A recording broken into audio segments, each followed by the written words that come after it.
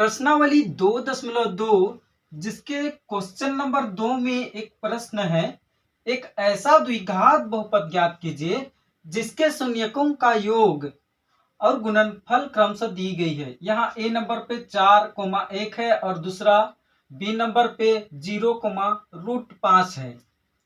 तो मेरे दोस्त, हमने आपको बताया था कि जब भी आप गणित को सॉल्व करेंगे तो सॉल्व करने से आपको किन किन बातों का ध्यान होना चाहिए। पहली बात तो इस गणित में हमें क्या क्या फॉर्मूला यूज करना है वो चीज याद होना चाहिए। तो यहाँ पे देखिएगा कि यहाँ दो चीज आपको पूछ रहा है। एक तो है यहाँ द्विघात बहुपद, द्विघात बहुपद कह रहा है और द्विघात बहुपद का यहाँ जो फॉर्मेट होता है वो इस तरह होता है ax² plus bx plus c, जिसमें ax² और bx चर पद होती है और c यहाँ अचर पद होती है। ये चीज आपको याद रखनी है।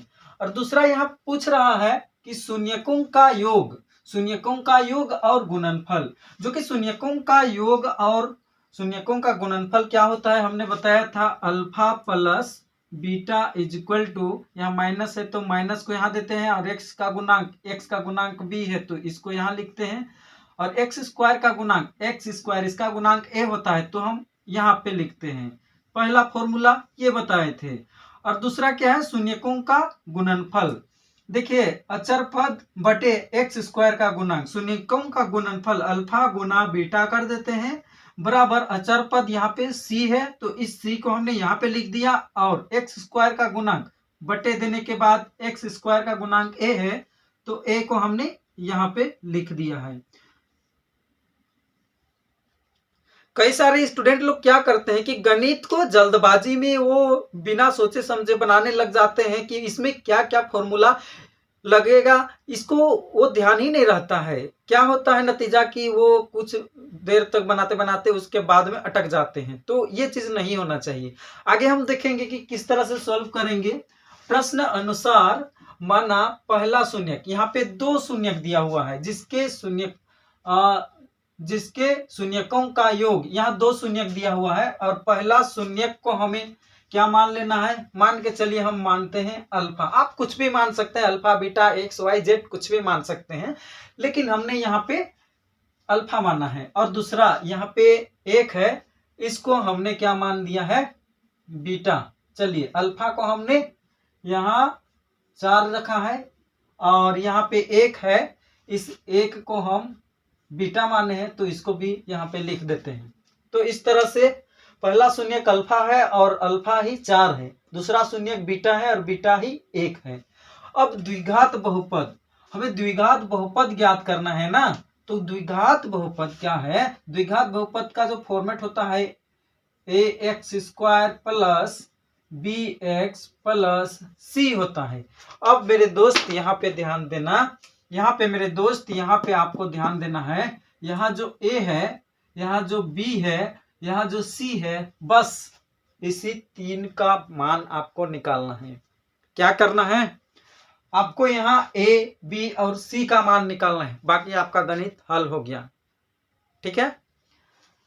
शून्यकों का योगफल, देखिए शून्यकों का योगफल का जो सूत्र आपने पढ़ा था, जैसे कि हमने यहाँ पे भी दिखा दिया है, वो क्या होता है, शून्यकों का योगफल माइनस x का गुणांक बटे x² का गुणांक होता है। देखिए शून्यकों का योग, इसका जो फॉर्मूला होता है वो क्या होता है, माइनस b बटे a, माइनस b बटे a होता है। अब पहला जो हमने शून्यक माना है उसको 4 माना है और अल्फा का मान यहाँ पे 4 है तो हम इस अल्फा के जगह हम यहाँ पे 4 लिख देंगे, प्लस चिन्ह को यहाँ पे देंगे। उसके बाद बीटा का मान हमने 1 माना है तो 1 को हम यहाँ पे लिख देंगे।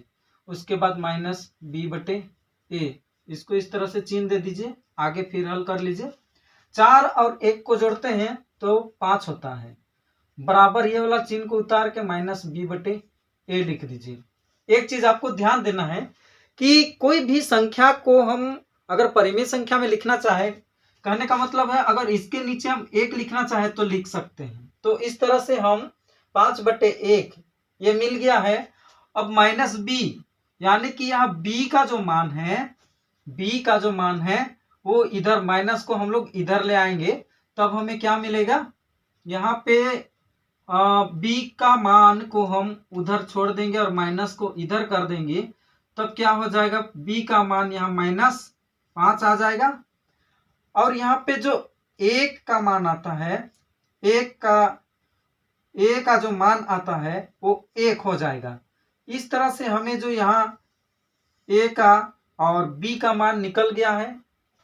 अब हम शून्यकों का गुणनफल करेंगे, जिसमें अचर पद बटे एक्स स्क्वायर का गुणांक होता है। देखिए शून्यकों का गुणनफल, हमने दो यहाँ पे शून्यक माना है, अल्फा और बीटा, तो दोनों को गुना कर देंगे। अल्फा गुना बीटा बराबर क्या हो जाएगा, यहाँ पे अचर पद। अचर पद देखिए दोस्तों, सी को हम अचर पद कहते हैं, और एक्स स्क्वायर का गुणांक ए होता है, तो हमने इसको यहाँ लिख देते हैं। तो इस तरह से शून्यकों का गुणनफल का फॉर्मूला ये होता है।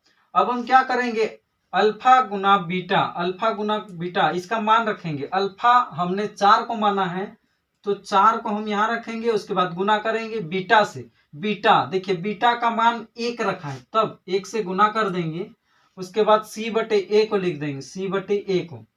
4 गुना 1, देखिए 4 गुना 1 क्या होता है, बच्चा भी इसे जान जाएगा। 4 गुना 1 4 होगा, और हम 4 के नीचे 1 लिख सकते हैं। अब देखिए यहाँ सी बटे ए।